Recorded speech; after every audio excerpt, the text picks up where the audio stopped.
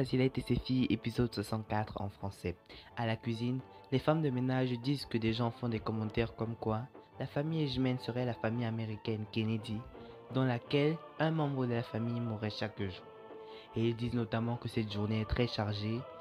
Kerry me demande pourquoi et ils disent que c'est l'heure du testament et que généralement il y a des embrouilles lors de la lecture du testament d'un père. Non loin de là, Céline arrive avec sa nouvelle belle famille.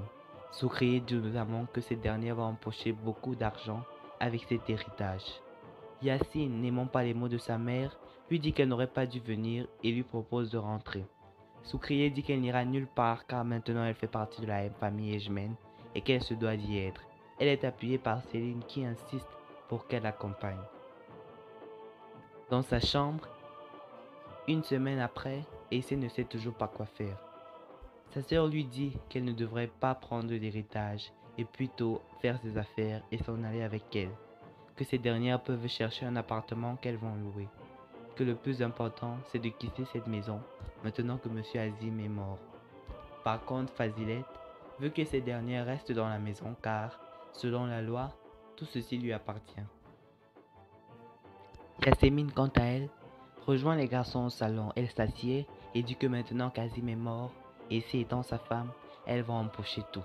Personne ne réagit et leur demande s'ils vont laisser faire ça. Yagiz dit notamment que c'est la loi et qu'ils doivent la respecter. Et c'est étant sa femme, elle doit empocher sa part d'héritage. Dans la chambre, et Essé ne sait toujours pas quoi faire. Et sa sœur, Hazan, insiste pour que cette dernière quitte la maison. Fazilet s'y oppose complètement et dit que la loi protège les femmes mariées, que son mari est peut-être mort, mais qu'elle était sa femme et qu'elle a droit à l'héritage. Hazan intervient en disant à Essé qu'elle ne connaît pas la loi, mais qu'elle est certaine d'une chose, qu'elle sera là toujours pour sa sœur et si elle veut quelque chose, elle n'a qu'à le lui dire et elle la suivra. Fazilet ironise en disant d'accord Hazan, faisons nos affaires, allons-nous-en, tu vas te charger de nous, n'est-ce pas? Puis, continue d'insister pour que sa fille récupère sa part de l'héritage. Quand Hazan sort, elle demande à Essé de le faire non seulement pour elle, mais aussi pour l'enfant qu'elle attend. Alors qu'elle descend les escaliers, Fazilette et Essé croisent Céline et Yacine. Céline se rend au salon avec son mari. Puis, tout le monde regarde ce dernier. Elle leur demande pourquoi est-ce qu'ils regardent tant Yacine, car il était bel et bien le beau-fils de Azim, donc il a tout à fait le droit d'être là. Elle prend notamment l'exemple sur Yasmine, qui est aussi la belle-fille d'Azim, qui est de même là. Sauf que Yasmine répond que s'il était vivant, son père n'aurait certainement pas aimé le voir chez lui.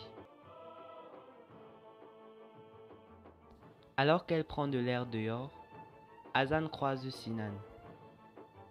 Elle va à sa rencontre et lui demande pourquoi est-ce qu'il la vite de cette façon depuis une semaine. Ce dernier lui demande de la laisser tranquille et elle veut une réponse. Et il termine en lui disant qu'elle ne pourra pas avoir les deux frères. Elle lui dit qu'elle ne comprend pas et demande qu'il explique, mais ce dernier retourne dans la maison.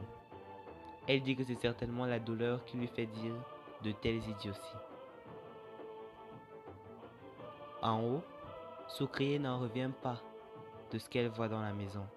Elle se met notamment à la fenêtre et regarde la belle vue.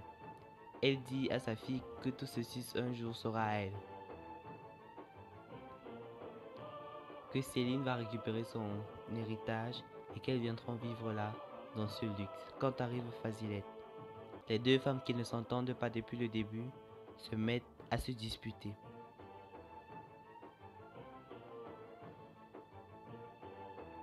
La femme de ménage ouvre la porte et informe Fazilette que l'avocat est là. Celle-ci s'empresse d'aller dans la chambre d'essai pour essayer de la convaincre une dernière fois de réclamer sa part de l'héritage. Et s'est dit qu'elle va faire pour son enfant. Au salon, tout le monde est réuni pour la lecture du testament. Yacine sort. L'avocat informe les membres de la famille que depuis des années, Azim n'a pas changé son testament. C'est alors que Céline dit que ce dernier n'a pas pensé à sa pauvre femme. Il dit notamment que tous les biens de M. Azim seront divisés en parts égales à ses héritiers. Puis intervient Fazilet qui dit « Et la femme alors ?» Selon la loi, elle a droit à une partie de l'héritage. Et l'avocat dit que c'est vrai, elle a droit à une partie.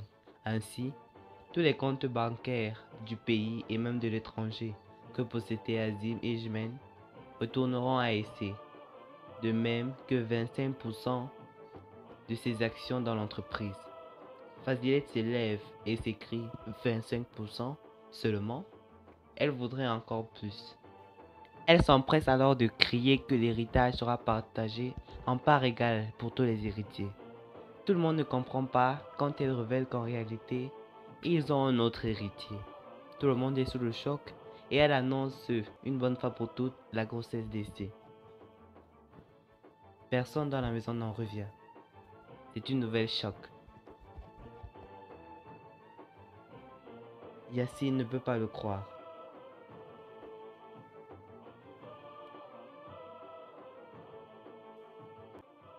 C'est alors qu'Essé dit qu'elle n'acceptera aucune partie de son héritage, qu'elle leur laisse tout l'argent et n'acceptera rien, qu'elle n'a pas besoin de cet argent.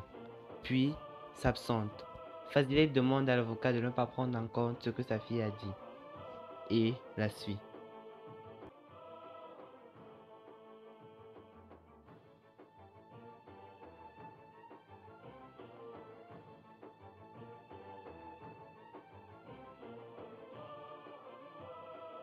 Dehors, Hazan poursuit sa sœur et lui demande de lui dire si c'est la vérité, que cela ne peut pas être possible. Elle est enceinte, elle ne lui a jamais dit.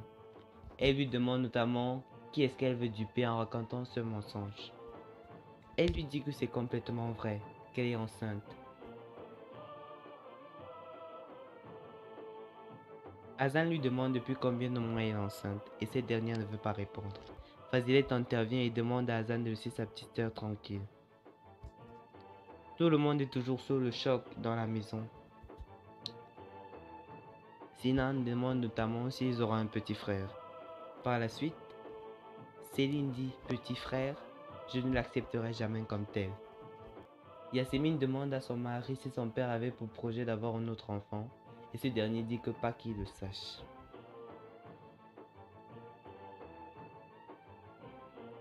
Soukriye descend avec sa fille quand elle voit Yacine dans un mauvais état.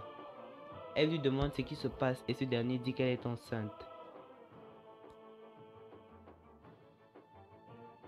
Fazilet gronde et Zan que comment elle peut traiter sa sœur de la sorte alors que cette dernière est enceinte.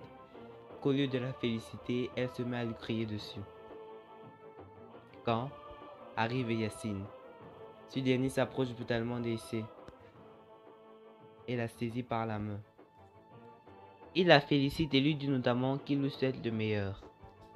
Quand sort Céline qui les rejoint, Essé s'empresse de mettre la main de Yacine contre celle de Céline et demande s'il ne la félicite pas. Céline dit qu'elle n'acceptera jamais ce bébé. Puis, Yacine et elle s'en vont. Essé fait de même et entre dans la maison. Fazilet dit à sa sœur